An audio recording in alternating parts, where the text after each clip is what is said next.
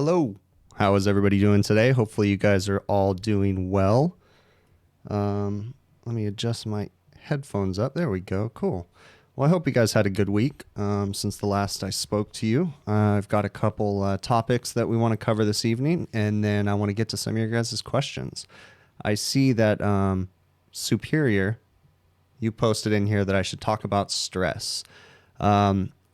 Stress. Yes, I deal with that one on a daily. In fact, I am currently dealing with that one right now because we've got a particularly weird situation at work where we've got like this nuisance service call that is kicking our butt, and I've got another tech on it, and sometimes it's really difficult for me to let other people try to fix things, especially when this might be the second time we've been out there.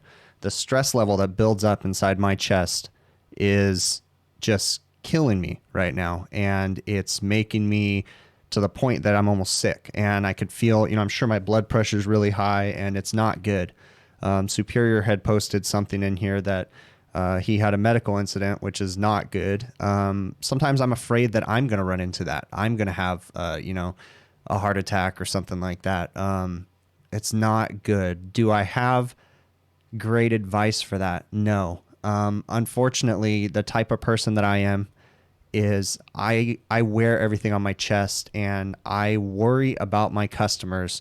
I worry about my reputation, and I worry about, what people think about me, and it's bad. It's one of those things that I have to learn to deal with. I wish I had good advice for it because I would follow it myself. I mean, I'm right now, I'm almost to the point that I'm almost shaking because I'm so freaked out about this situation that we got going on. And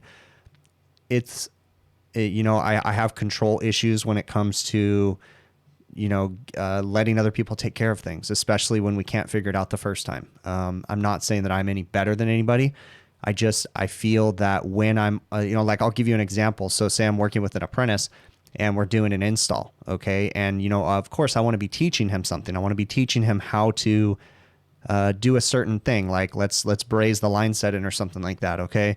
Or let's braze in the TXV. The anxiety that builds up in my chest when it comes time for him to lay a bead of solder on that TXV makes me just want to take the torch from him and say, okay, just watch me.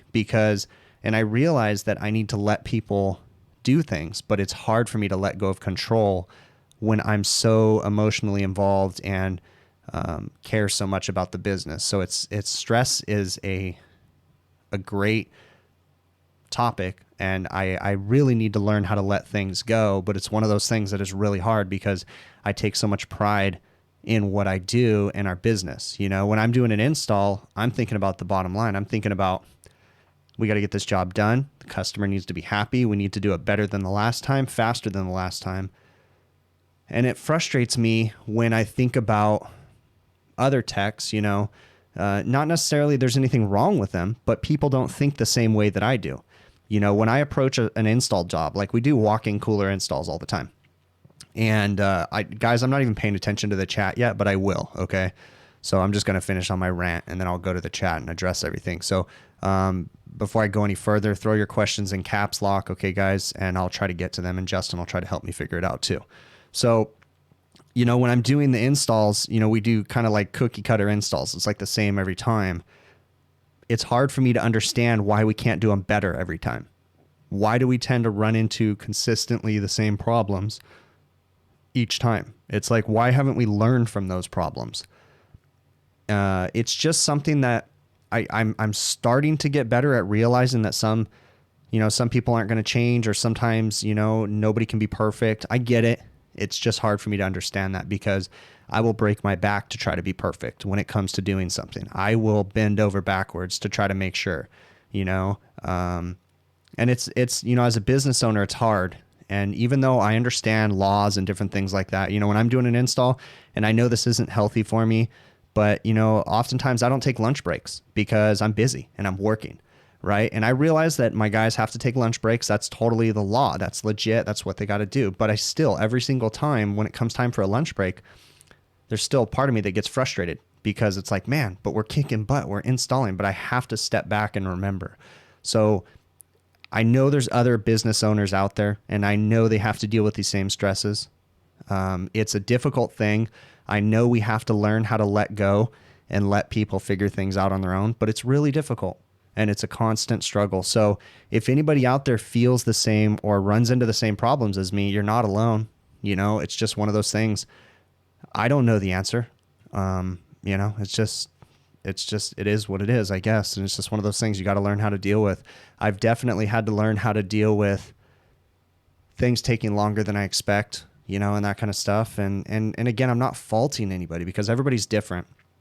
And I'm slowly coming to terms with the fact that nobody can work the way that I work and nobody's going to have the compassion that I have because, you know, not only am I a service technician, but I'm also an owner, right? So I think about things a little bit different than just a normal person that's a service tech. So, you know, if there's any advice that I can give from my little rant that I just went off on right now is that I don't expect my service techs to be, you know, as passionate about things like I am. I don't expect for them to constantly be, I mean, I would appreciate it, but I get it. You know, they got to be normal people and they got to do their own thing. And everybody's different, you know, but if you as a service tech out there wants to know how to set yourself apart is show a little compassion, you know, care about the job and show your boss and, you know, show them that you know, you do care and you are concerned about making things go faster, you know, while getting it done thoroughly and doing it properly. Okay. So, yeah, I don't know where I'm going with that. I was just definitely a rant. So apologize on that one, but yeah, someone said deep breath. That's true. You know, it is what it is. So, all right. I want to get to the chat and, I will, address some of these things. So, oh yeah, Bill Burnett says anxiety sucks. Yeah, it does. Anxiety is a pain. I deal with that one for sure. I have the worst anxiety in the world. And a lot of times I don't show it. And that is part of my problem, you know, and that I don't show anxiety sometimes because, you know, I've talked about mental struggles. I joke around that I have mental disorders and different things, right? But I did go to a therapist many years ago and they did help me to learn how to deal with things and let things out. You know, for the longest time, I just buried things inside and just held it inside. So it does help to talk about things. You know, any of you business owners out there, I don't know if you guys are listening. I mean, I guess this could apply to normal service techs too. But, you know, I used to keep this stuff secret from my wife because I didn't want her to know, you know, I didn't want to involve her in anything with the business. And to this day, she really doesn't have very much involvement. She definitely will never have you know, like she'll never be working for the company. I won't do that. Our company's completely separated. So my wife will never be part of that. Just because I don't want her to have to work with me and I don't want her to have to work, you know, in the stress that I have to deal with. But the one thing I did learn to do was to communicate with her. And, you know, I used to try to hide everything, but then what I found was I would come home and I would be bitter and I would be quiet and, you know, I would explode. I would get angry, for no reason at something silly. So I've learned to at least communicate with her when I'm having a stressful day, to, you know, to call and just kind of vent to her and different things. So if there's anything I can give from the craziness that I go through, I would highly suggest communicate. That's the biggest thing, you know, just at least communicate with someone. Do I have the answers as to how to not deal with stress and anxiety? No, I don't. Trust me, because I'm still going through it every single day. But I do not have the answers. I just try to cope with it and move on, I guess, and just take it one day at a time. That's what you try to do. So, all right. So let's get to some of these. Okay. Yes. And, I you know, and just like someone had told,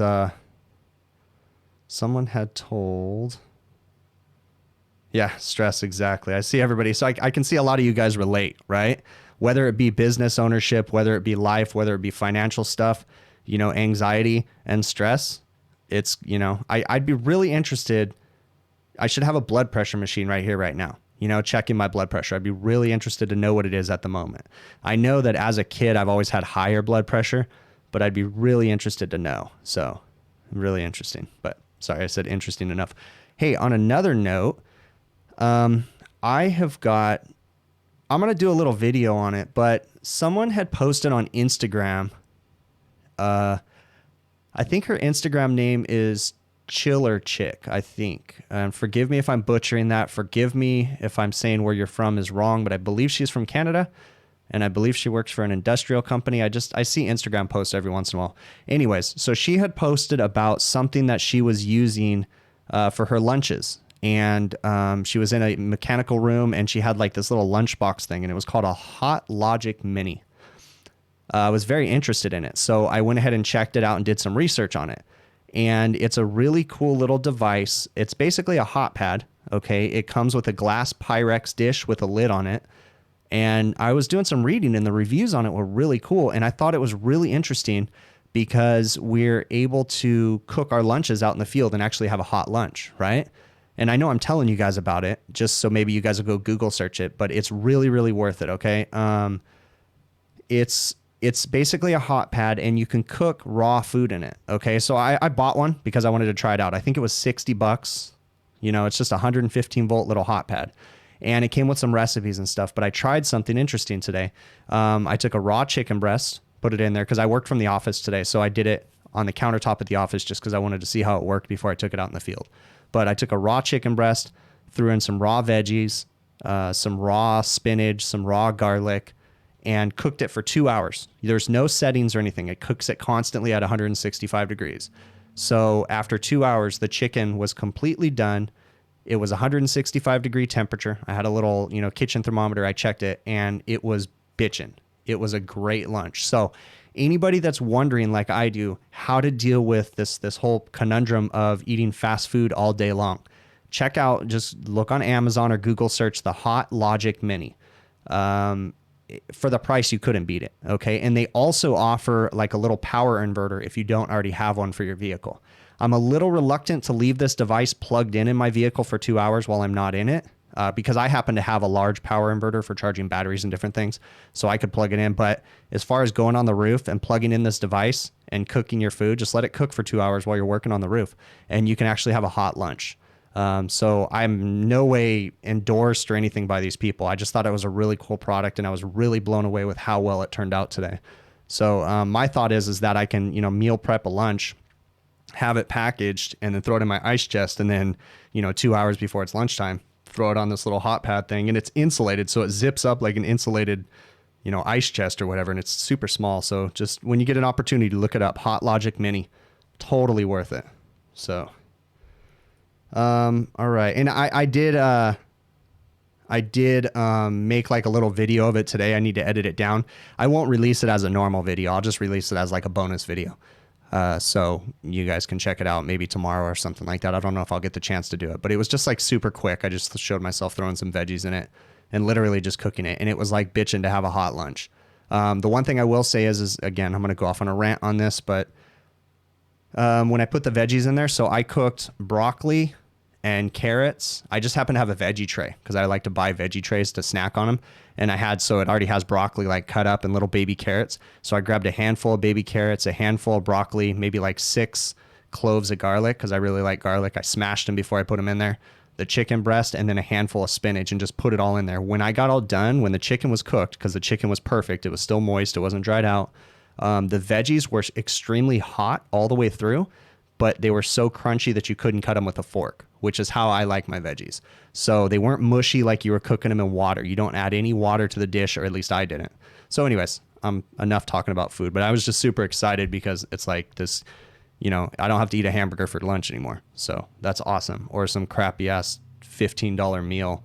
I don't know about you guys, but my lunches have been costing me anywhere from $15 to $20 a day. And it's just ridiculous how expensive that gets. So if I can spend, $5 on some chicken and some veggies, I'm all for it to save some money.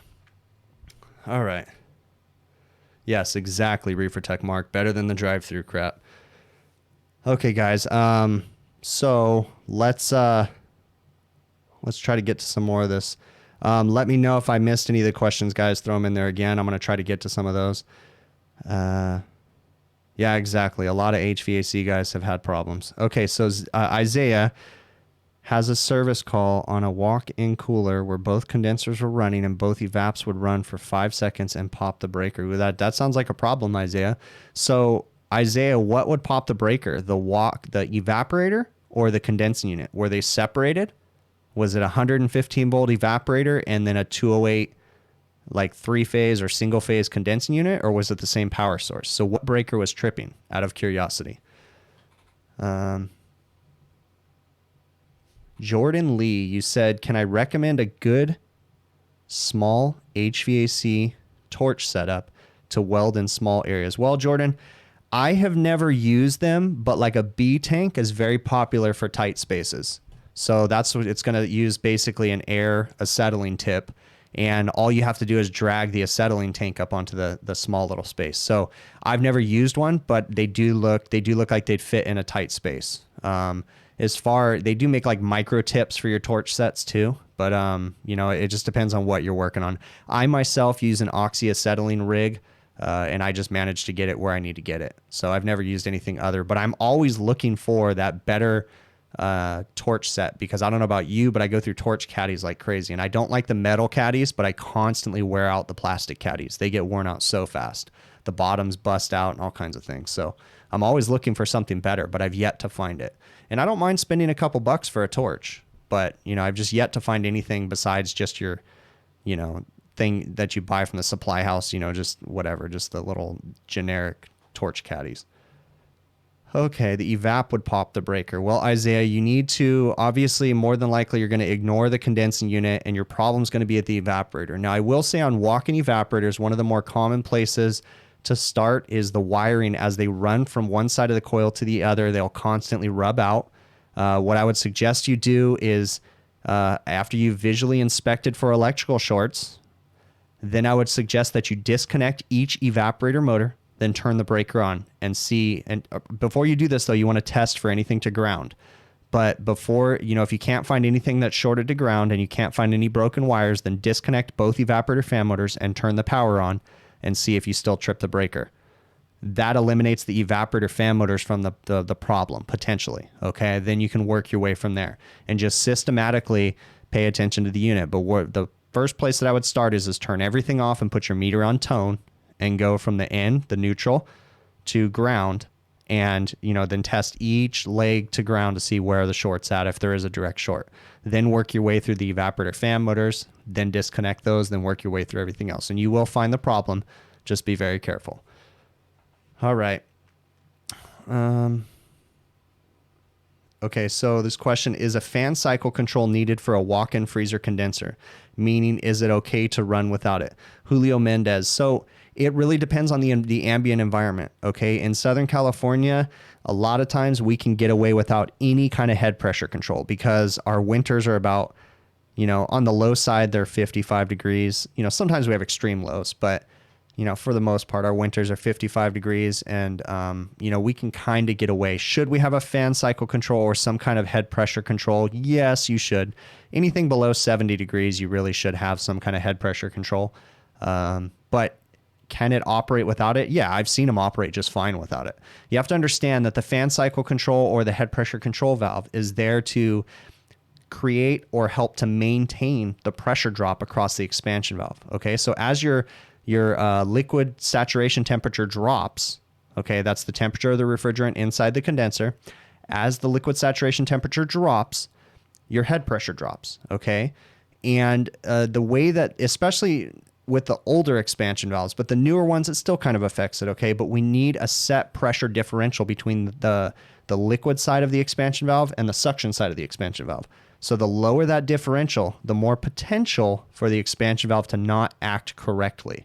Now, I'm probably talking Chinese in some ways, but with the newer expansion valves, they don't have so much of a problem with the lower pressure drop. But with the older expansion valves, we definitely had this problem. So that's why we have to have head pressure control, whether it be by a headmaster valve, whether it be by a fan cycle control, or maybe even like a motor master control for your condenser fan motors that slows them down. But yes, the system can operate depending on your ambient without a fan cycle control. Certainly, as long as you don't have like a negative 10 degree temperature outside, you can bypass the control until you can go to replace it for sure. Okay.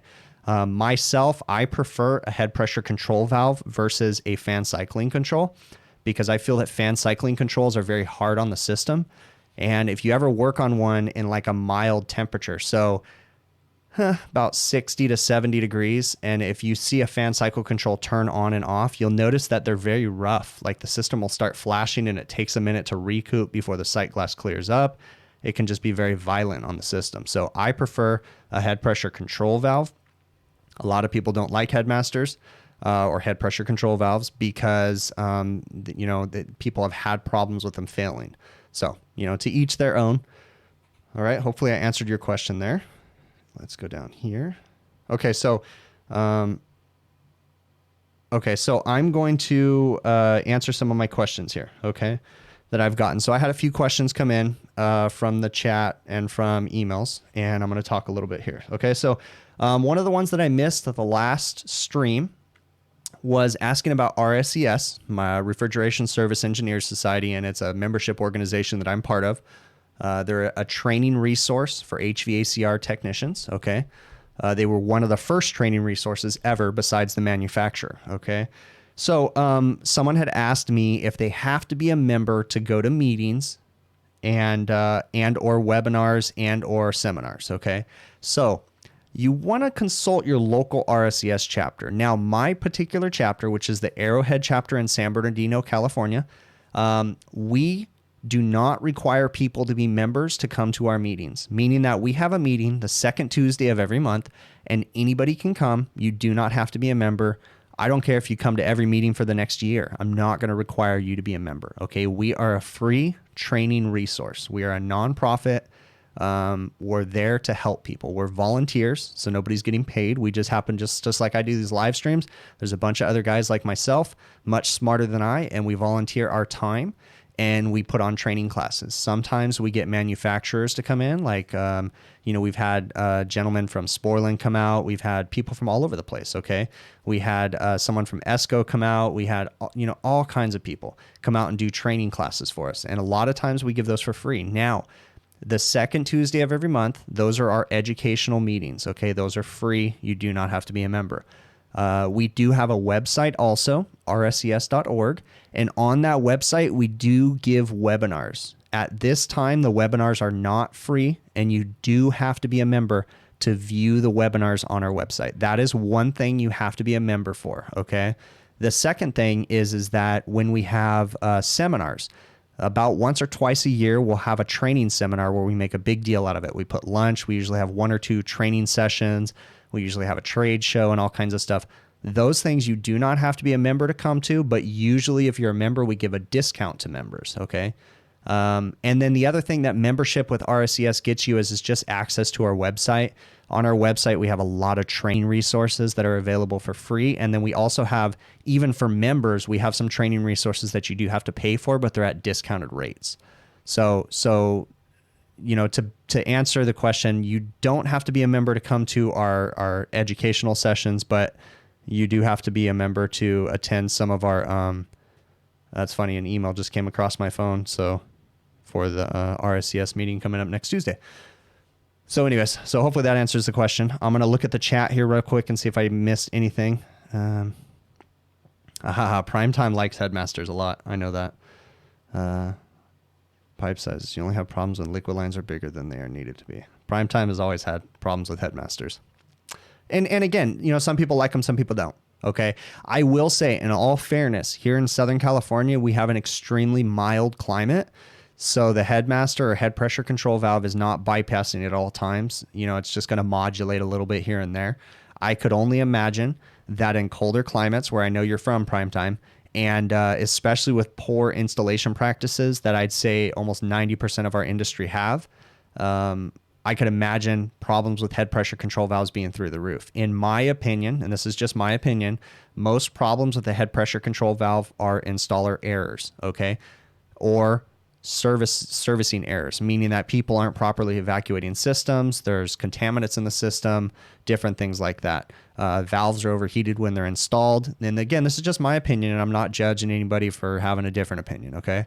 But I don't see very many head pressure control valve failures, and I don't know mechanically what can really cause them to fail besides, poor installation practices. But again, that's just my opinion. So Julio Mendez, a fan cycling control. Julio, thank you very much, man. Julio, fan cycling control needed for walk-in freezer, meaning is it okay to run without it? Okay, yeah, I got to that one, Justin. All right. Let's see here. What did you love, Ted? Yeah, I think all these fake people. I don't know, Ted. That's funny. Why does subcooling go up with dirty outdoor unit or low ambient?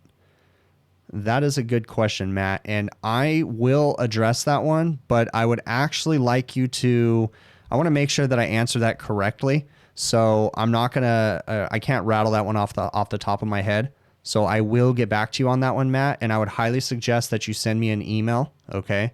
My brain's not really working right now. So hvacrvideos@gmail.com, and I will get back to that one. Okay, Matt? All right. Why would a ductless mini split, this is from Jason Arnett, why would a ductless mini split have a pressure sensor on the high side liquid line? Why would it have a pressure sensor on the high side liquid line? Well, first off, are you sure it's the high side or is it the liquid line? It just depends on what that ductless mini split manufacturer is trying to do. So are we talking about the liquid line? Yeah, I need some clarification. Are you sure it's the high side line or are you sure it's the liquid line? I mean, because essentially they're the same, but I mean, I would imagine that it would be the question that I'm getting at, I'm sorry, is are you sure it's not the line coming out of the metering device going to the coil? Okay, because that's not a liquid line going to the coil. Usually the expansion valves are in the condensing unit, so you'll have you don't have a true liquid and suction line going to the head on the mini split on some of them. So I need some clarification on that one, bud. Okay, so prime time, I'm curious to see what you said here. So well, Canada is a cold place in winter. In summer, our shoes stick to the sidewalks, but I've never gotten away and continue to get away without headmaster valves. Right on. Hey, if it works for you, it works for you, prime time. All right. Yeah, Bill Burnett said a great thing. Consult the manufacturers. Lord Philius or Philphus, thank you very much for that super chat. I really appreciate it. And thank you very much, Julio Mendez, too, that made the super chat. Really appreciate it, bud. Got questions rolling through here, and I don't want to miss them too much. But yeah, definitely consult the manufacturer on a ductless mini split. What's the difference between air conditioning mode and heat pump mode? Give me some context there, Dylan. Are you talking about in a thermostat that you're installing? That's what I think that you're trying to say. And the control wiring strategy would be different on a thermostat versus a thermostat for an air conditioner versus a thermostat for a heat pump. Okay, so that I'm assuming that's what you mean on that, bud. Give me some more context there, Dylan, okay? Jason Arnett, you sure it's on the liquid line? Okay. Yeah, I would lean on the manufacturer on that one because each one's trying to do something different. But if it's on the liquid line, I would imagine they're just using it. I mean, they could be using it as a high pressure control. I wouldn't think that it would be a great place to put a high pressure switch on a liquid line, but some manufacturers, I'm not super familiar with every mini split, but like I know that some manufacturers will put a loss of charge switch on the liquid line instead of a low pressure switch on the low side. Why they do that, I don't know, but I have seen some package unit manufacturers do that. So I would say that we probably need to talk to the manufacturer and get their control strategy figured out and what they're trying to do, Jason. Okay, so what is the group you said I am part of? RSES. Yes, rses.org. So rses.org is the website. You can click on that. And yeah, RSES is the organization that I am part of, okay? You want to look and see if they have any local chapters in your area because we have chapters all over the place, but some of them are not as active as others. So, all right, hello to everybody that's coming in here. And let's go into here and see what else I got. Okay. It's a top brand. That's why I'm confused about it. Yeah, Jason. I'm kind of curious about it too, bud. So I'd like to do some more research on that. If you'll email me, Jason, I'd like to know some more context. hvacrvideos@gmail.com. Okay. All right. So I'm going to go to some of my topics here too, and then I'll get to some more of your guys' questions. Okay. So someone had asked me a question. They're a new tech in HVAC and they're going to trade school right now and they want to better themselves. I'm paraphrasing this question. He wants to better himself and he wants to know if I have any things that I know of, any new emerging technologies that trade schools are not covering yet, so that way he can better himself and one up the next guy in school with him. Does that make sense? So as far as things that trade schools aren't going to cover, it really depends, okay? Because each trade school is different. What I would highly suggest is you subscribe to the email newsletters that Brian Orr puts out, hvacrschool.com, okay? And he has a newsletter, and he is constantly putting out articles written by people like myself. I mean, it's been a while since I've written an article for him, but I've written articles. He has lots of other really smart dudes, much smarter than I, that write articles for him too, and they're constantly writing about new technologies and new things coming out. One thing I will definitely say that trade schools, most trade schools, but I can't group them all into one big group because everyone's different. But I would say majority of the trade schools that I've heard from and talked to are not doing very much with VRF systems or VRV systems. Okay. And that's variable refrigerant flow. There's all kinds of fancy brands out there. And that is definitely becoming a very, very popular type of HVAC system in, high rises and schools and commercial buildings because of how you can, reduce the capacity. You can slow down compressors. They're supposed to be very efficient. Okay. So I would suggest that you do some reading on that. As far as where to get the best training, you're going to have to go to each individual manufacturer. Okay. So there's not like one particular way that someone can teach you how a VRF system works, right? Because while they all share the same concepts of refrigeration and, just basic refrigeration concepts, they all have a little bit of a different strategy. Okay. So Daikin's a little bit different than Mitsubishi City.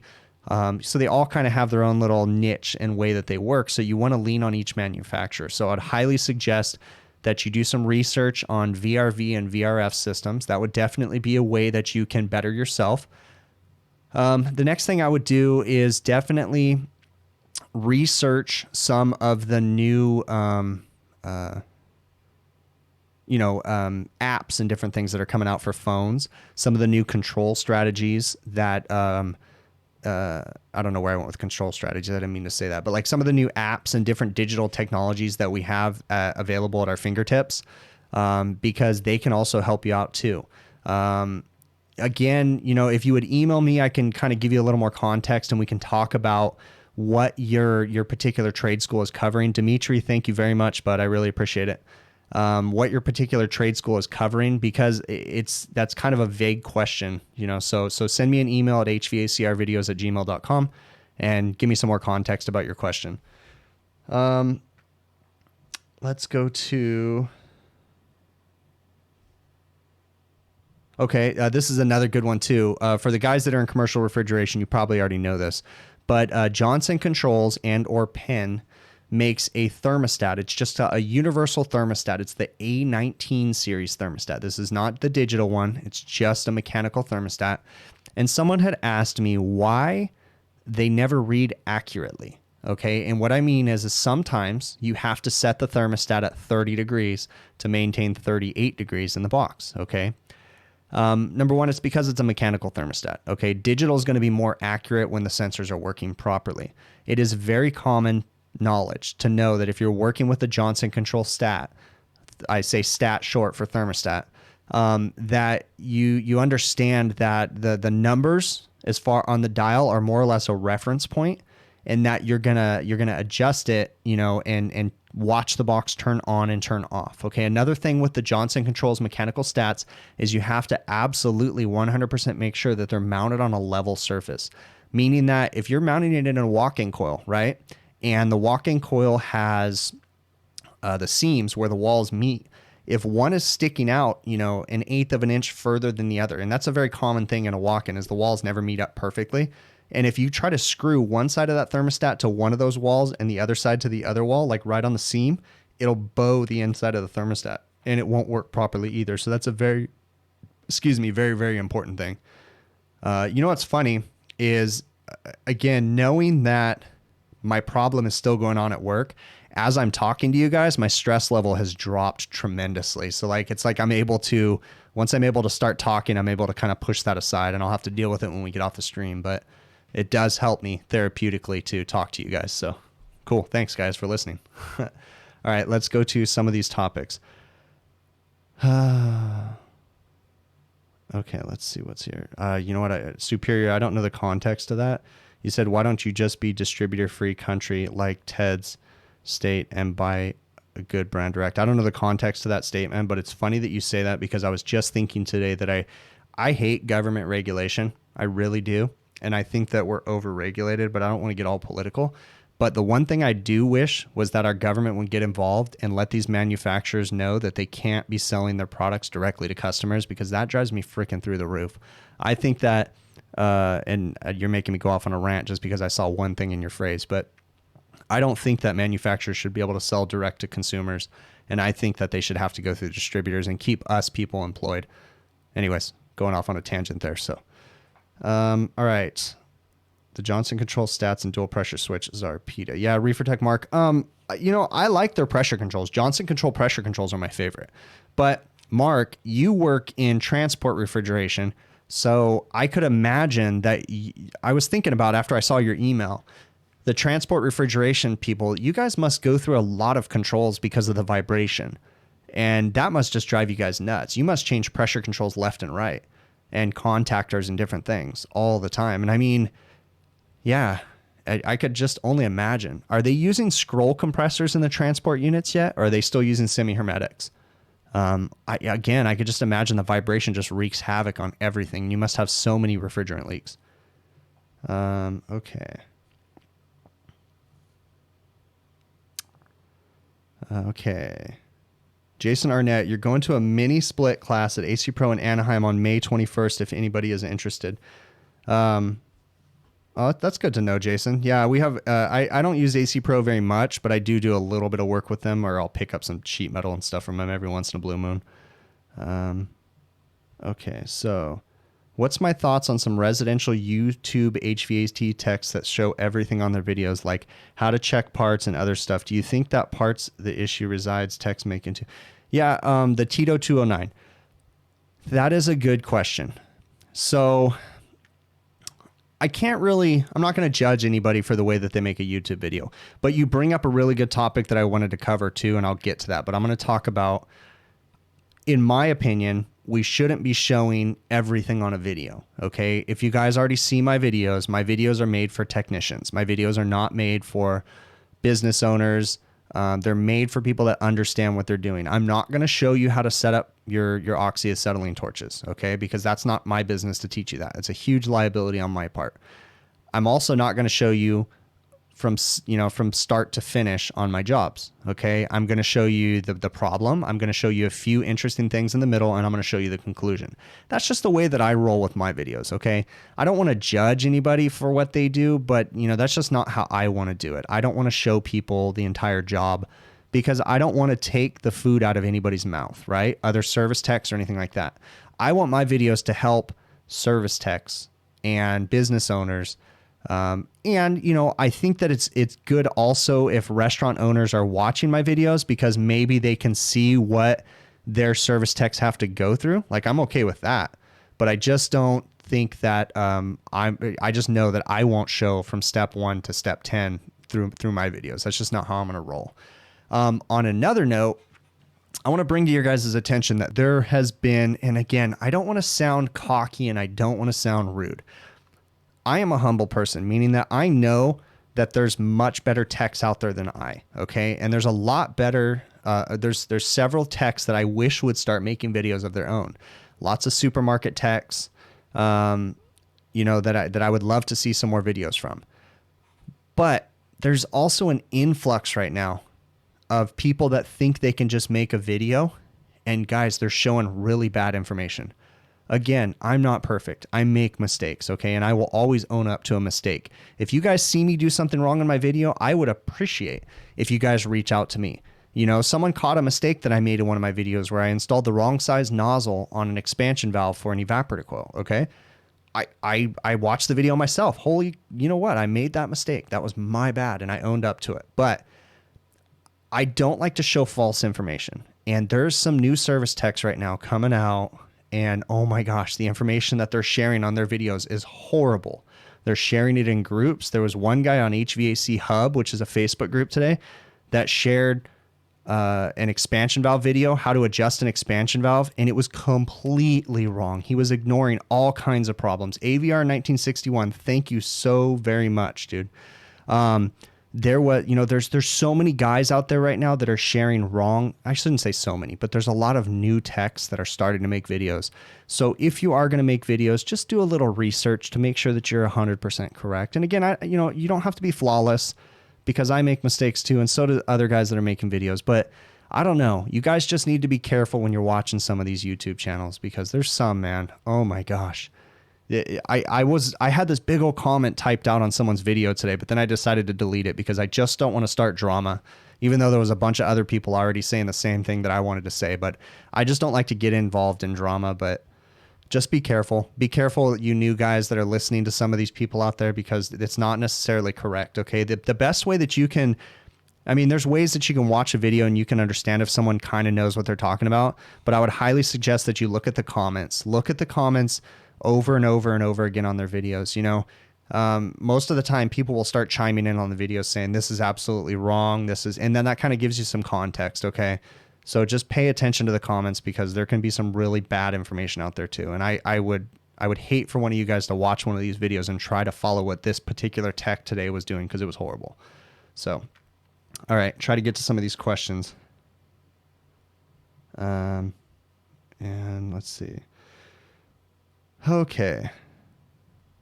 I see some conversations going on, so I don't want to get too... Okay, so Jesus Hernandez says, can I explain how to use a valve core removal tool? AVR 1961, it sent $25. Is that what you meant to send? Or did you mean to send $2? Because I can adjust that, I think. So let me know if that was incorrect, dude. I know sometimes that can be kind of confusing. Okay, so could I explain how to use a valve core removal tool? Guys, if I'm missing your questions, type them again, put them in caps lock, okay, so that way we don't miss them. You keep typing them if I skip over them, okay? So a valve core removal tool. So understand that a valve core is in the system so that way we can add refrigerant, right? And be able to take our service gauges off and we don't lose all the refrigerant, right? So the valve core resets and stops the refrigerant flow out of the system. You usually just get the slightest little, psst, Okay, if your depressor and everything's working correctly. I'm getting distracted here. Okay. Oh, I don't know. I don't know what that sent, AVR 1961. I'll have to look and see, dude. I don't know if it sent 2 or 25. I could have been confused. Sorry. So a valve core removal tool. The valve core removal tool is essentially there to take the valve core out while the system is pressurized. Why would we need to do that? Well, number one, what happens if we have a refrigerant leak on that valve core? It's a very common thing. The valve core might not set right and it just leaks refrigerant out. Okay, we want to be able to change that valve core without having to remove the entire charge, okay? So the valve core removal tool usually has a set of ball valves inside of it, and when you screw it onto the 1/4-inch fitting, it has a little chingus inside of it that pushes in there and grabs a hold of the valve core and unscrews it while the system still stays sealed, okay? And so you're not losing any refrigerant. Then what you do is once you unscrew the core, it pushes into the little stem, and then you close the ball valve, you remove the stem, and your core should be in there. I'm going to give you guys a little tech tip. For some reason, if you can't get the valve core out, sometimes they might get stuck in the core tool. That's a very common thing I run into, especially once the core tools get kind of old. AVR, there you go. Dude, thank you so very much, man. You guys with these super chats, like I'm super blown away. Clint, thank you very much too, okay? So on so a little tech tip for the valve core removal tools. Number one, if the valve core won't come out, like if you can feel it, because if you know how a valve core tool works, right? My nose is starting to itch. I see you in here, Zach. You're causing it. If the valve core tool won't grab a hold or it won't loosen, you can feel that it's loose, but it just won't come out with the stem. What you can do is put a second valve core tool on top of the first one. Ball valve it off, take the stem out, put a second one on there, and then open the second one, and it'll blow the valve core. I'm sorry, open the first one, and it'll blow the valve core into the second one. If that doesn't work, I've never done this, but I've heard of another service technician.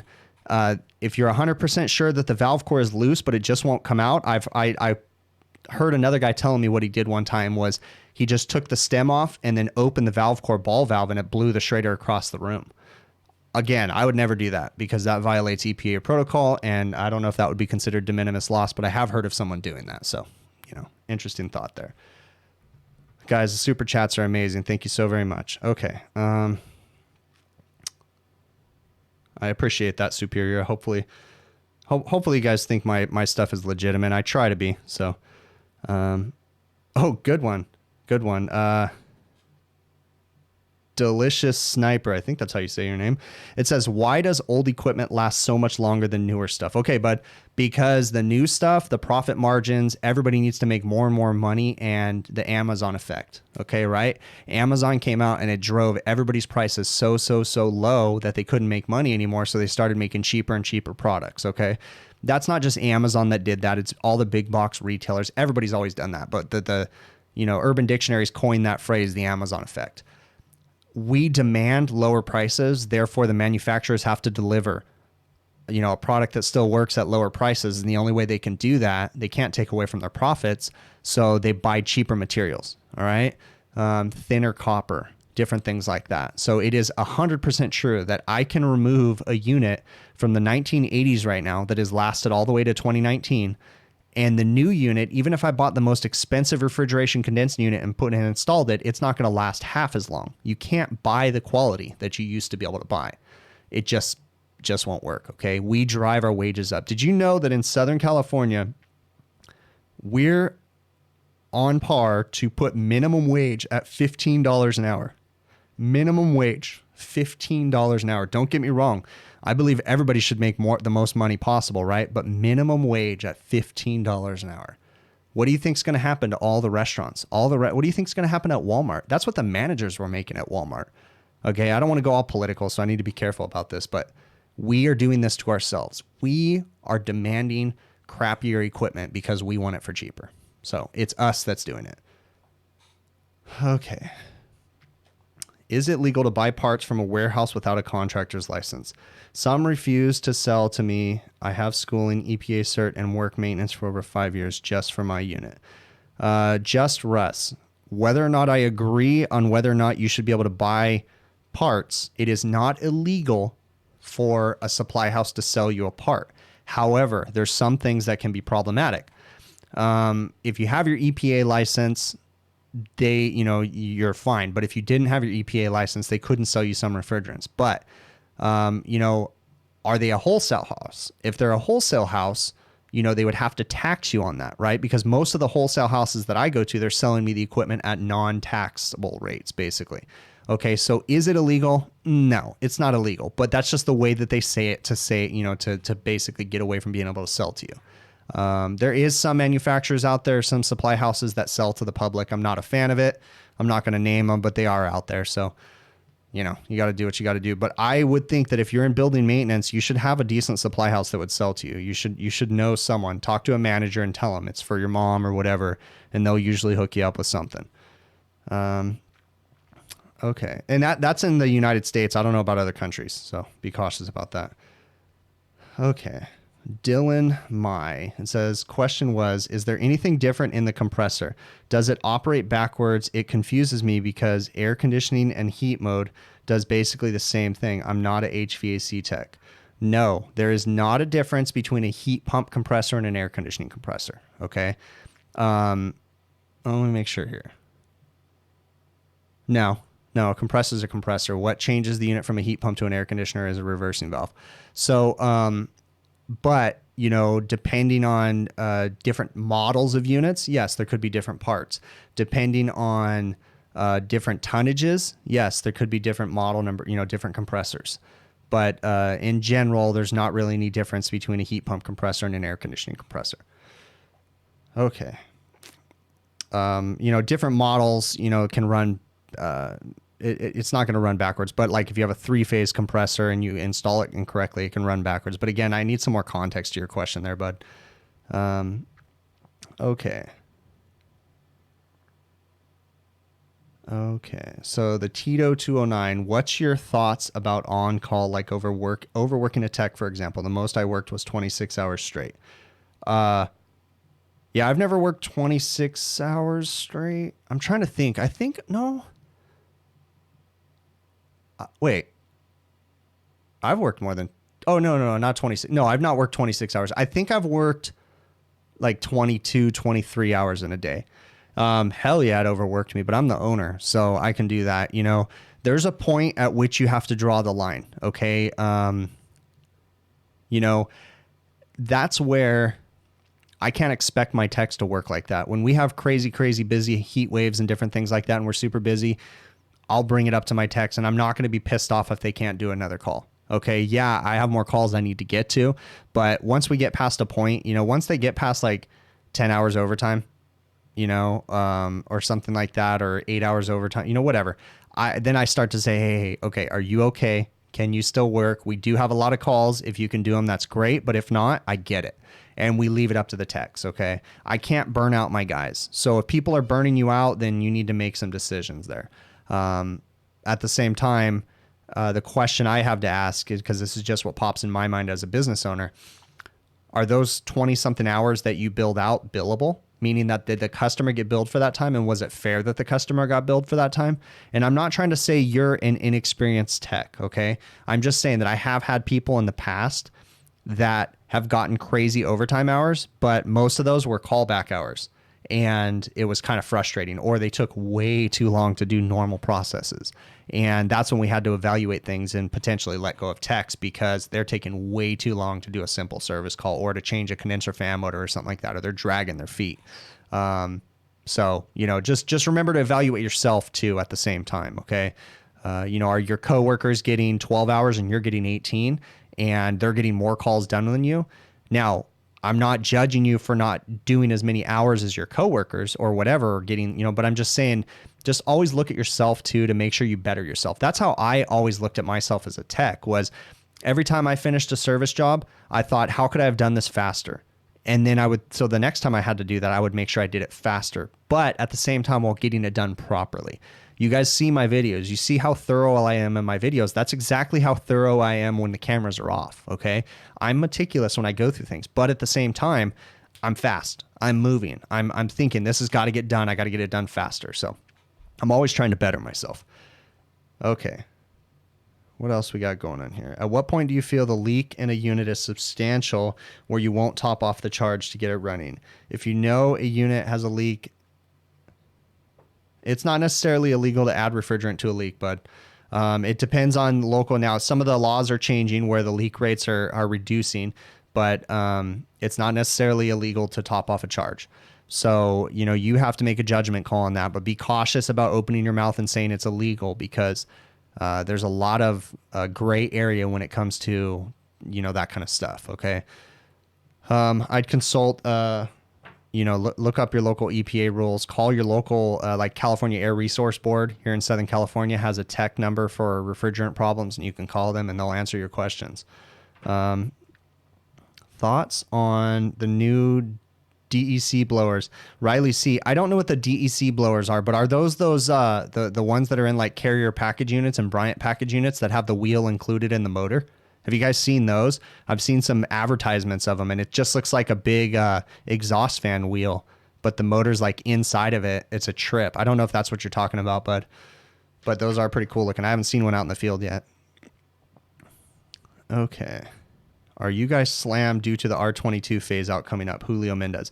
No, I mean, I'm going to be honest with you. Most of my customers don't even understand the whole R22 phase out. And Julio, in Southern California, the R22 phase out, or I'm sorry, the 404 phase out has already started. The R22, I mean, it's getting there, but I'm still using R22 to this day, until I come up with a good resource or good, you know, I'm going to try to use it as long as I can, basically. So, okay, I want to get to a couple more things I have on my sheet, and then I'll address some of your guys' questions again. Okay, so I had a question right here, and I'm not going to mention your name, but I am going to address the question. So this particular person is somewhat working in our industry, but in a different sector of it. And he wants to make the jump to commercial refrigeration, okay? And the problem that he's having is that you know, what he's making in his sector of refrigeration, it's not necessarily commercial refrigeration. He does kind of HVAC and refrigeration. You know who I'm talking about. You know who you are.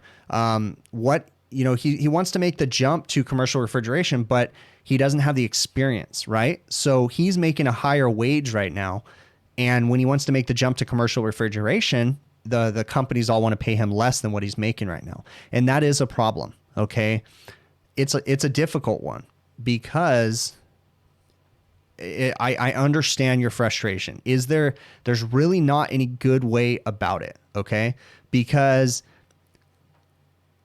as an owner of a business, I can't afford to pay you $35 an hour to have you ride with me or make mistakes and learn.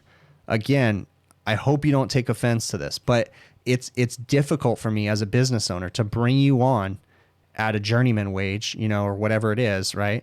At a senior service tech's wage. Okay, that's a difficult thing. Now, are we talking, you know, if you have general experience in this sector, in this industry, and you understand electrical skills and different things like that, I would imagine that you should have a pretty quick transition period. So what I would highly suggest you do is talk to the employer and offer them a probationary period. Say, hey, here's the deal. I know I could pick this up. I know electrical, you know how compressors work, you know how to apply service gauges, you know basic refrigeration principles, right? But you just need to look at, you know, different temperatures and different things. So what I would suggest you do is approach that company and offer them a probationary period of like 2 months and say, hey, look, here's the deal.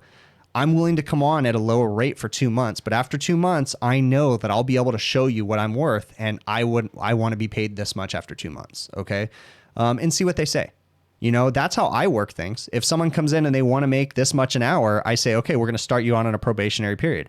90 days, we're going to start you at this, and we're going to give you a raise every month in that 90 days. And by the 90-day period end date, we're going to be at what we told you we're going to give you, and that's going to be your pay until, you know, your next review comes up and whatever. Okay, so start in a probationary period and then show your skills. But understand, you know, they have to retrain you and they have to be able to evaluate you, and it's hard for them to commit to paying you a higher wage when they don't know if you're going to be able to deliver yet. So hopefully that makes sense to you, bud. All right. Okay. Ruben, I see you're in here, Rookie Refrigeration. How'd the jump go, man? I know you jumped over to supermarket stuff, man. How's it going? Going pretty good? Okay. See what else. I'm just wondering what makes it either produce heat or cool air. What is the switch? Dylan, so you're asking about the heat pump. Okay, so the way that I'm going to give you a quick explanation because I don't want to waste everybody's crazy time right now, right?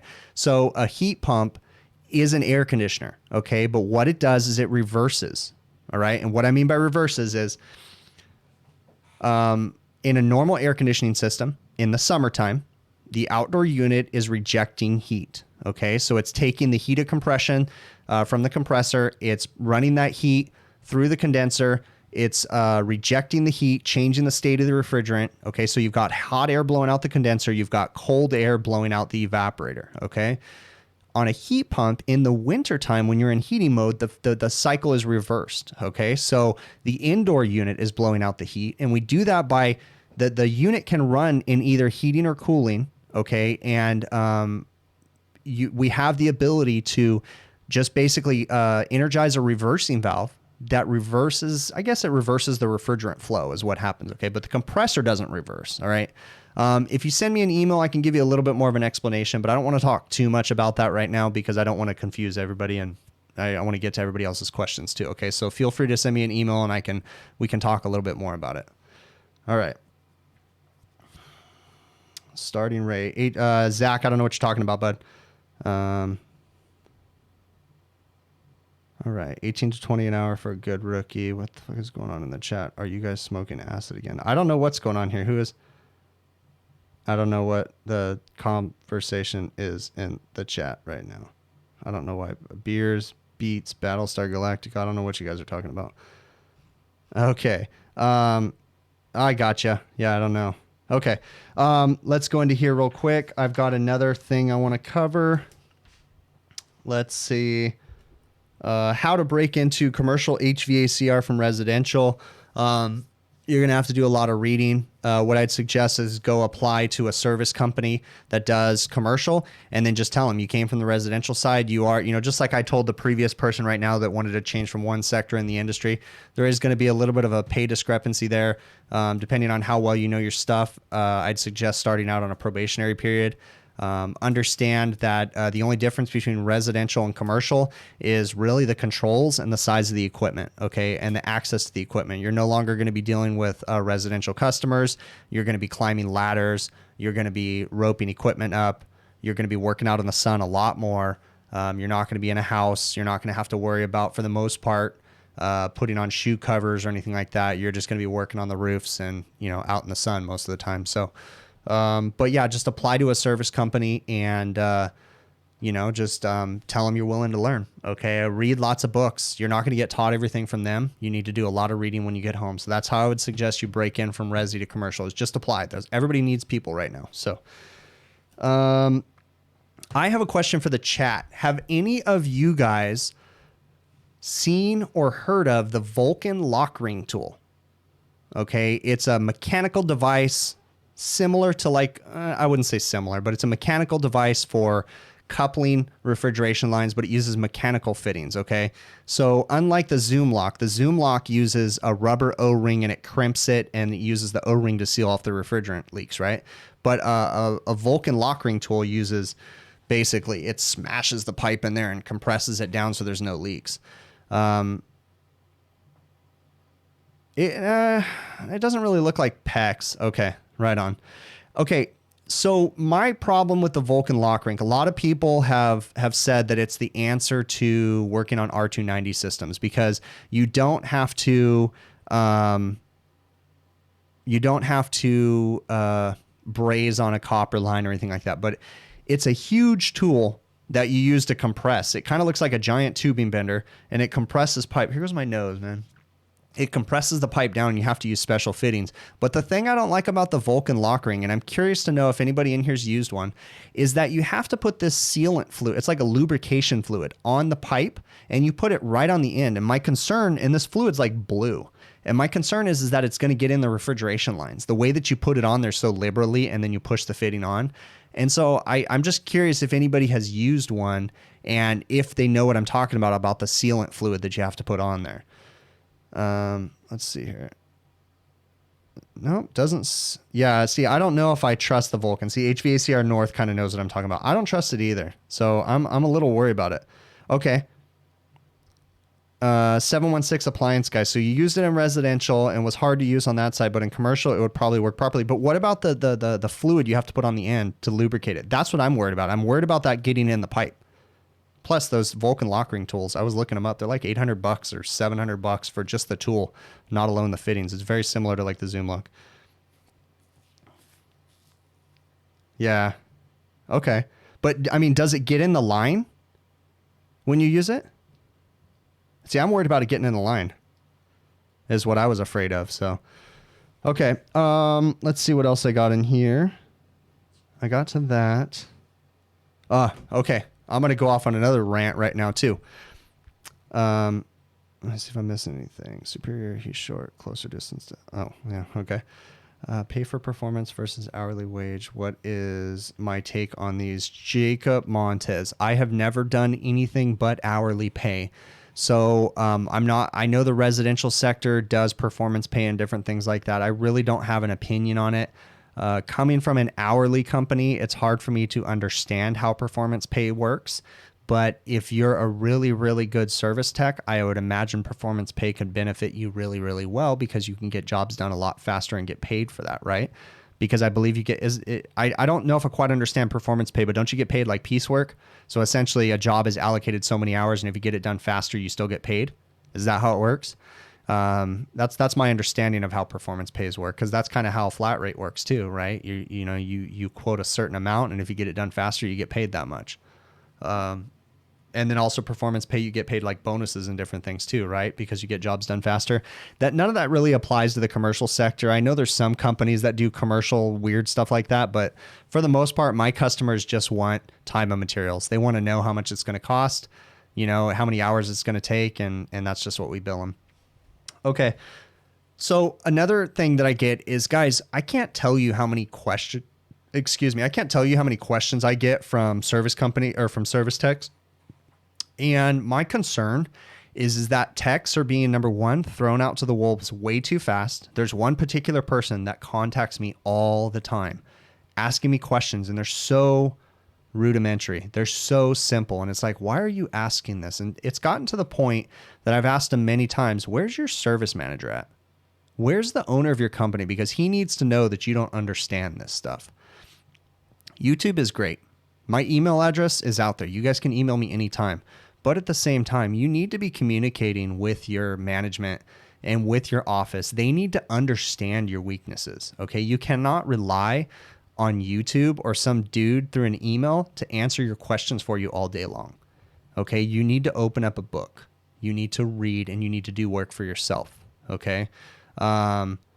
Ruben, if you're in here, you might know who I'm talking about, because there's someone who posts in the groups all the time. And I don't mind helping them every once in a while, but good grief, sometimes the questions that this person asks is just so simple. And it's like, why are you asking this?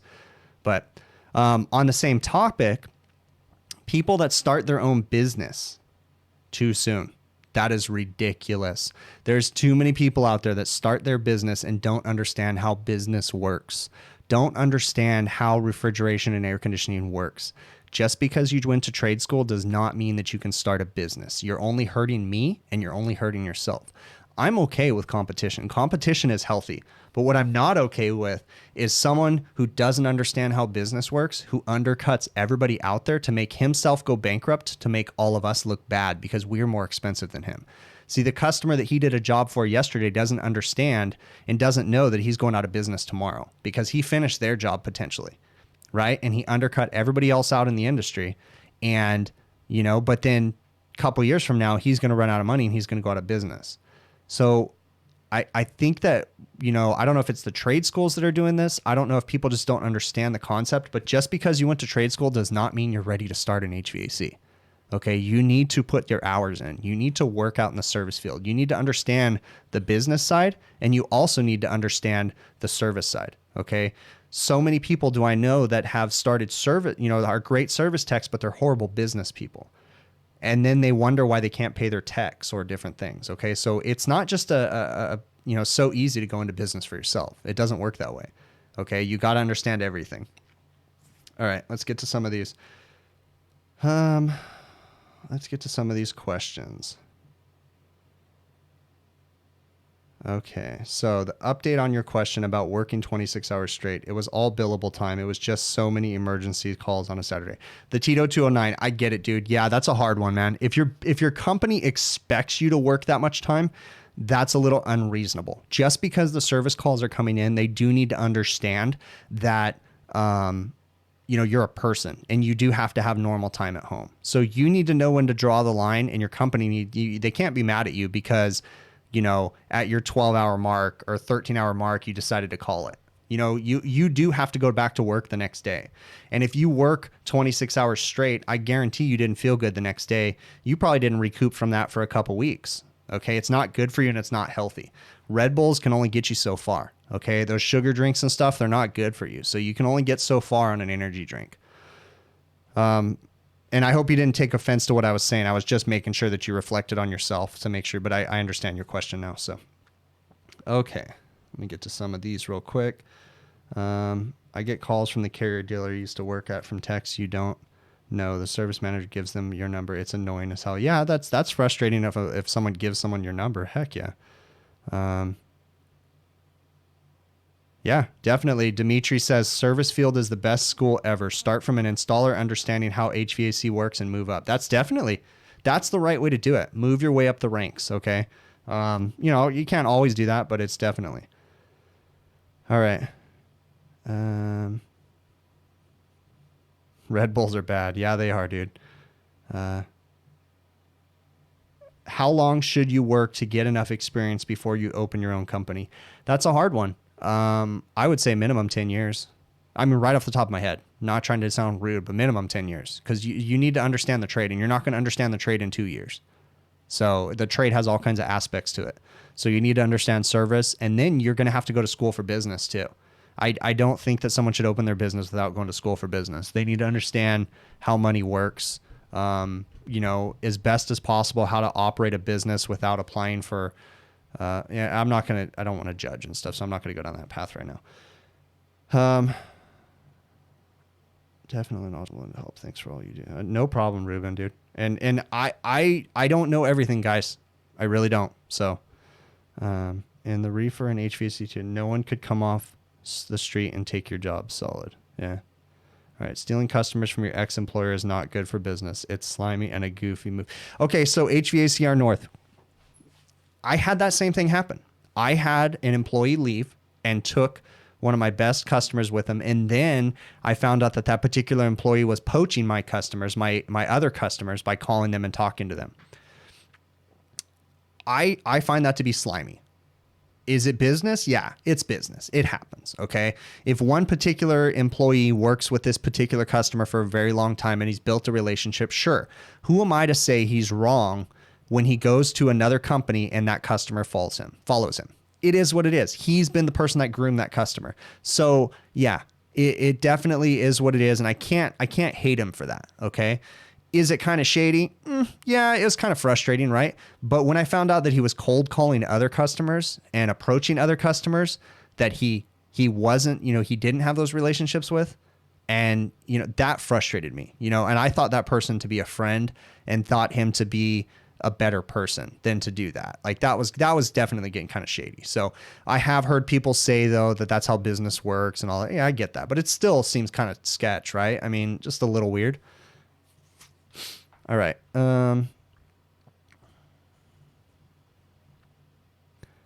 Zach Everson. A lot of people tell you should open an outfit and don't understand.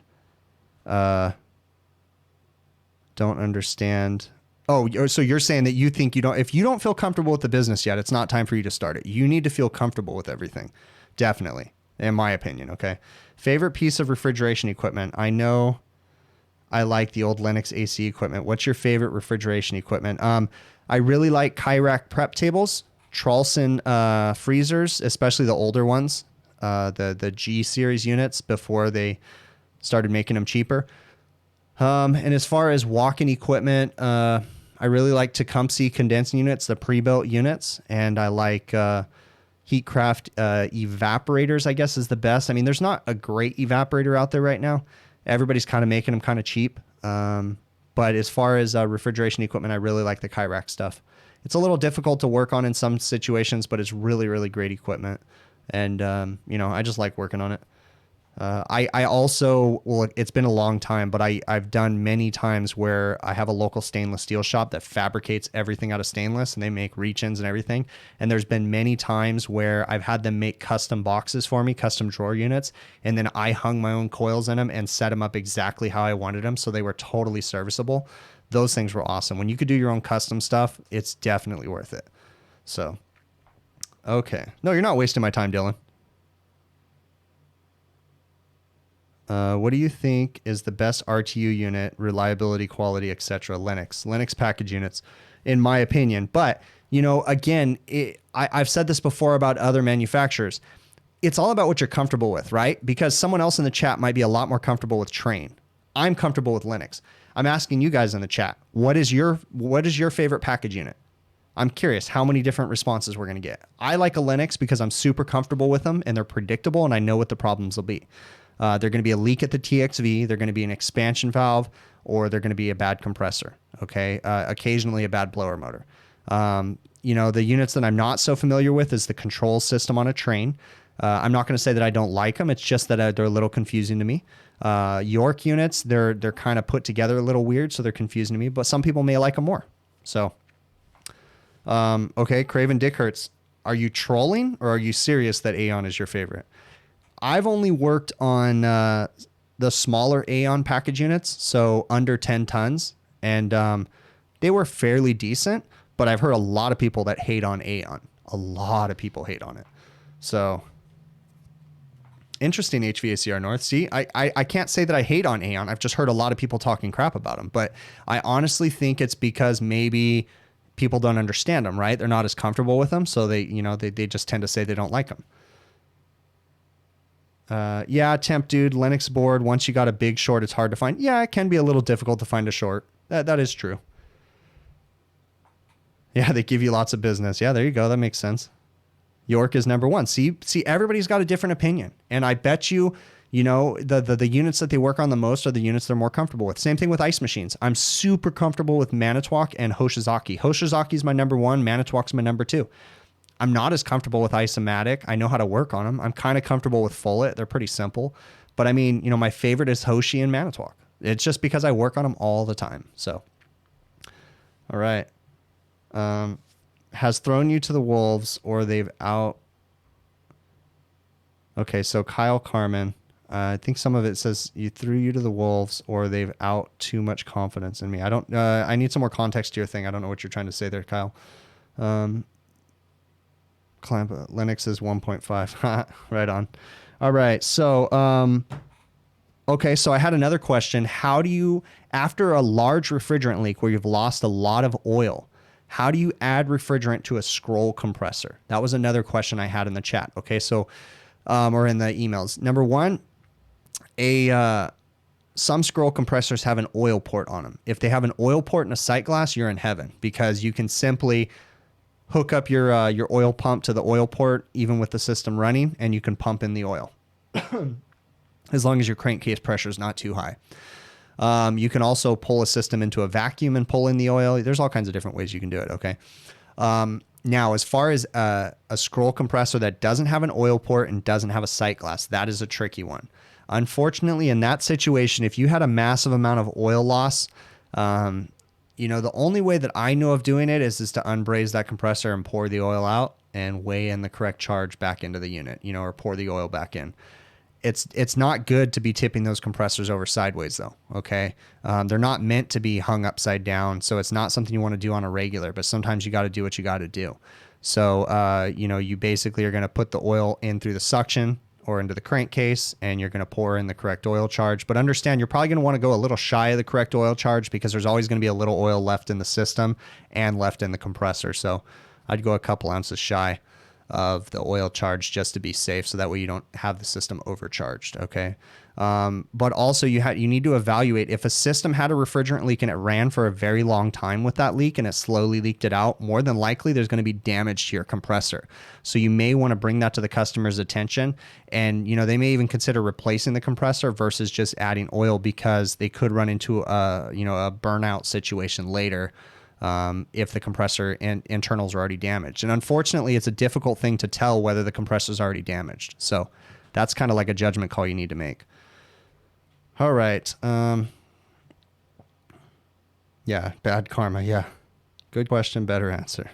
Okay, you got to do what you got to do. That's definitely, you got to do what you got to do. I mean, I've tipped over compressors for sure, but in a perfect world, I'm going to change it. In a perfect world. So I've had many compressors too that have had an oil leak, and I found them on a PM and there was oil everywhere, and I just went ahead and charged it up, and then we lost the compressor shortly after. So it's a big judgment call you got to make, and you need to involve your customer as best as possible without overwhelming them with all the details. Okay. What else we got? What AC systems do I recommend that doesn't use a lot of energy efficient? Molly Penderson. What I'm going to suggest, again, is it depends on the contractor that you're comfortable with and what they're comfortable with. Okay. So if you have a contractor that comes highly recommended and they're pushing one particular piece of equipment, I would ask them, why are you pushing this particular piece of equipment? A lot of times they're going to tell you because they're a dealer and they feel very comfortable with working on that unit. Okay. So I wouldn't suggest that you hire that particular contractor to install some unit that they don't service and don't sell on a regular, because it's going to be more difficult for them to work on it. Okay. Do I have a preference in systems? No, because I don't do a lot of residential air conditioning. There's a lot of guys in the chat here that do residential air conditioning. If I had to guess off the top of my head, I hope I'm not offending anybody, I'd probably go with an ICP model, which would be a Carrier, a Bryant, Arco Air, something like that, just because I'm familiar with ICP. Okay. Heil, there's a couple different ICP brands. But there's also the big guys too. The big guys tout higher energy efficiencies, especially when you go with a Carrier, like one of their Forgive me, I can't think of a Carrier's top end model, but a lot of them have high end models. Okay. It all depends on the manufacturer. I would also suggest that you look at the warranties and make sure, you know, that your contractor's comfortable working on them. Okay. So I'm sorry if I don't have a direct answer for you, but it really depends on the contractor that you're using and how comfortable you are with them. If you don't have a contractor, then you need to read a lot of reviews, and on who likes what equipment and why. Okay. There you go. Carrier Infinity. I've never installed something like that. I just know they got a lot of fancy stuff going on with them. They're really, really expensive. But, you know, Carrier has their Infinity. Lennox has their one. The big boys are Carrier, Lennox, and York.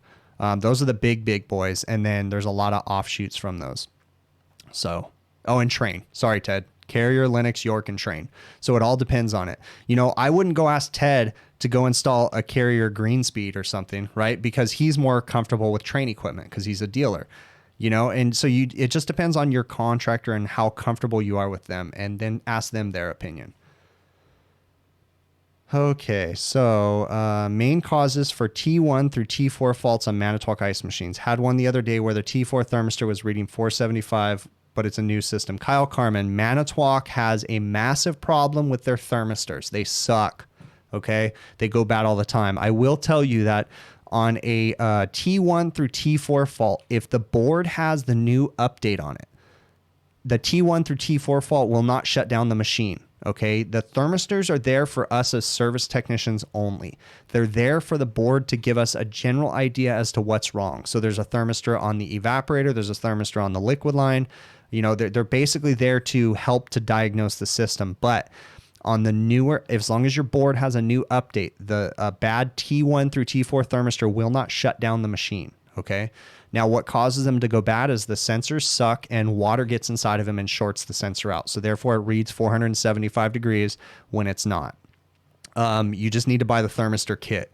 The thermistor kit comes with new thermistors. Sometimes they change them, but it doesn't matter. Every thermistor they've changed from, they started with these little black ones, and now they've gone to like gray ones. They all fail still. Okay, so it's a very common replacement part. Keep them on your truck, you know, and remember, holy moly.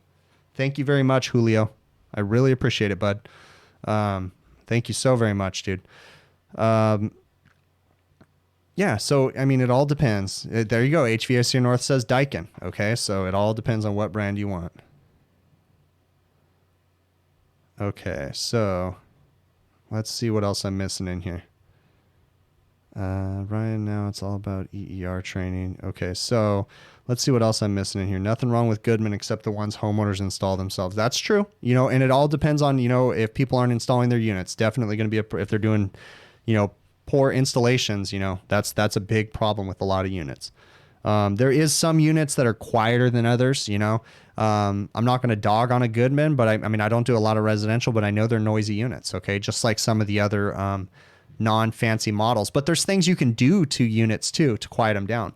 A lot of times, you know, you can run a piece of insulation tape on top of the condenser to quiet the condenser fan motor rattles. You can do all kinds of different things to quiet them down. What's the difference between an X13 motor and an ECM motor? Same and different names, or what? So the it depends on the equipment they're working on.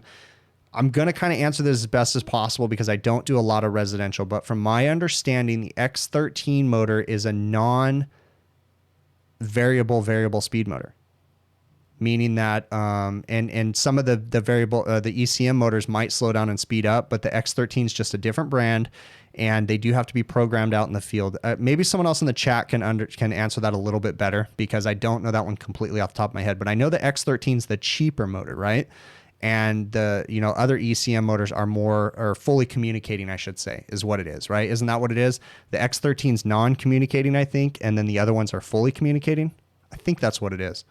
But again, someone in the chat help me out with that.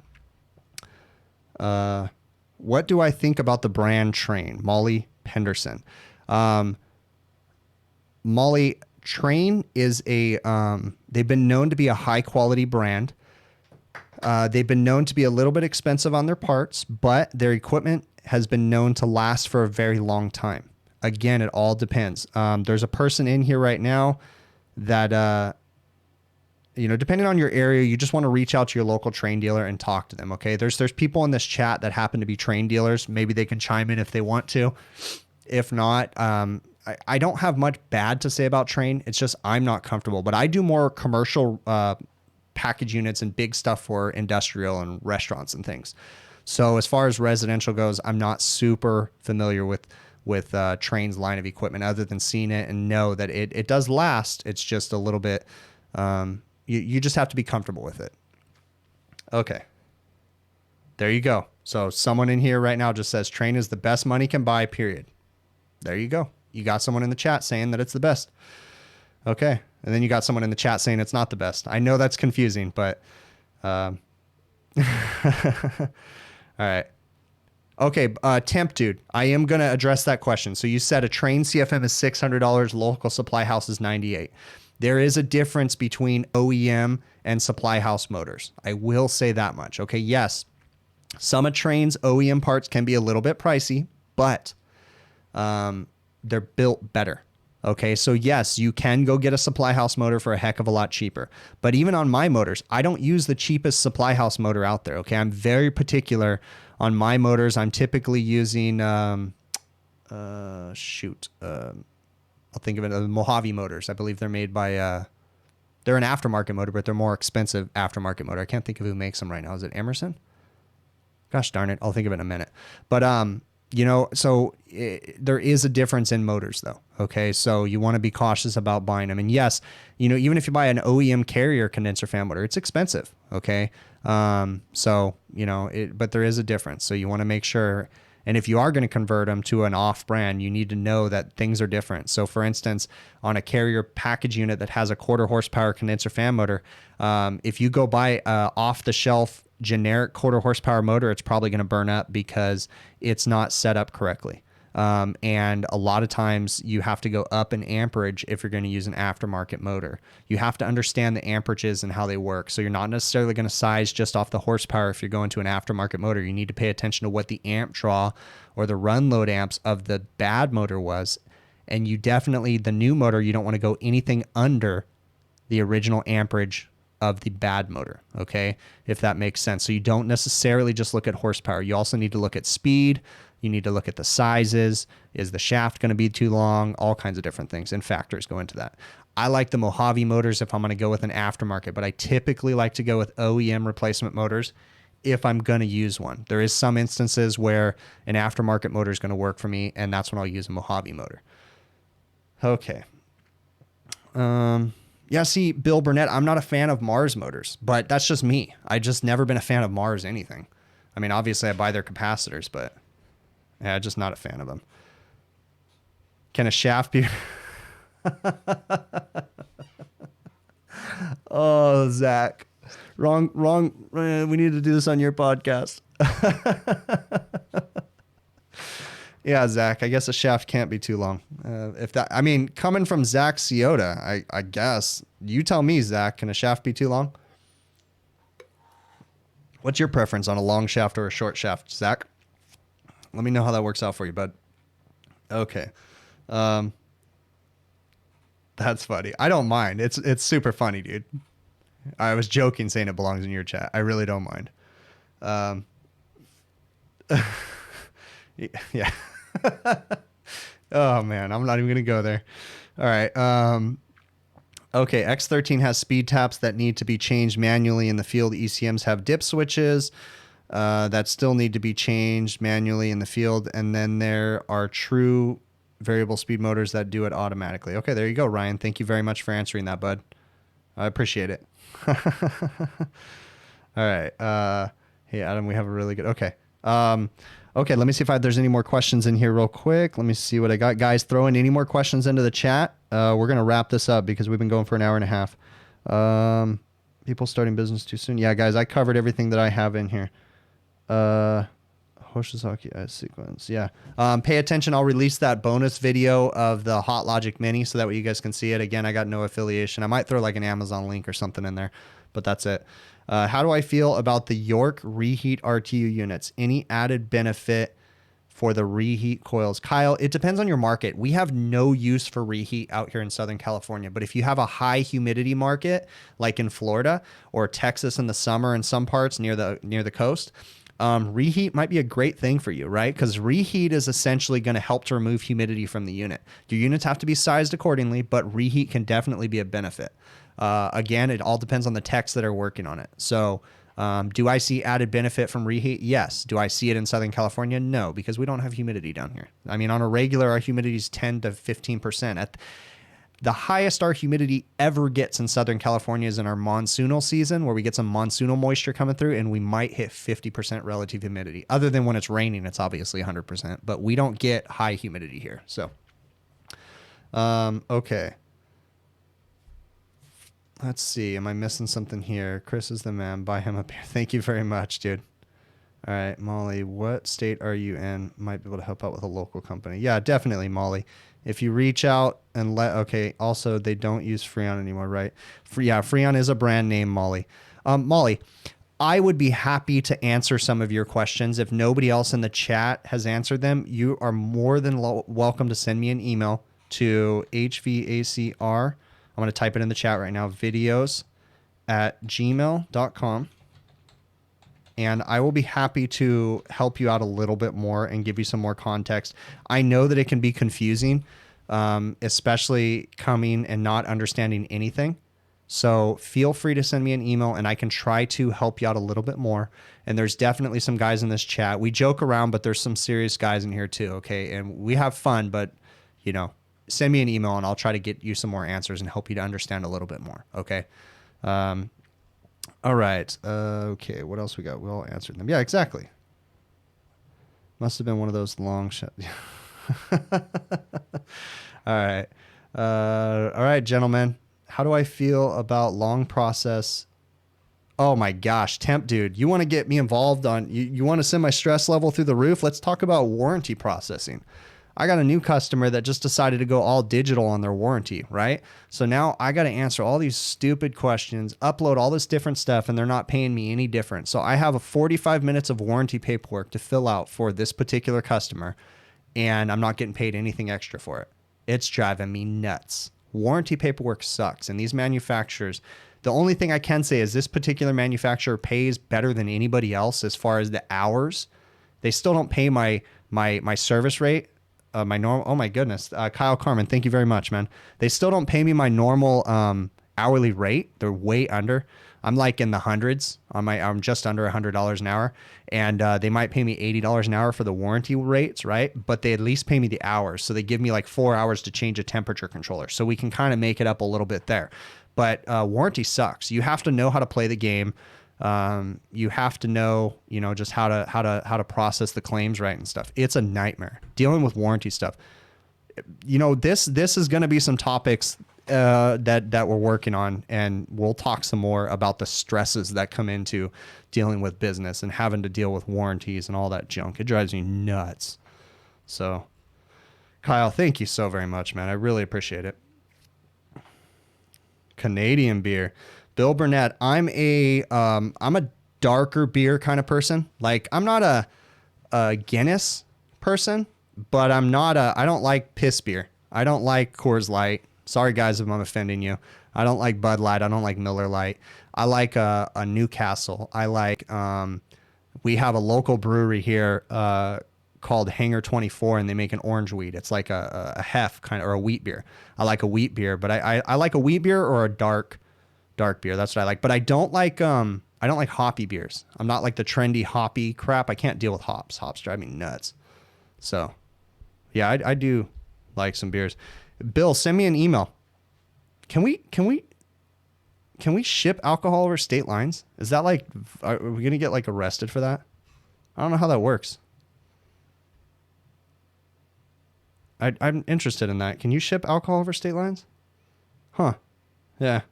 Maybe we could send each other each one or something like that. All right, gents. I need to wrap this up. Okay. Really, really appreciate this. Thank you so very much for coming into the stream.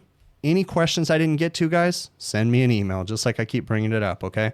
Yeah, I can't do sours either, Ryan. Ugh, those things taste gross to me, dude. So, all right, guys, we're gonna transition on over to the end right here. And again, I will see you guys on the next one. Really appreciate it. And let's do this right here and transition on over, and we'll catch you guys on the next one.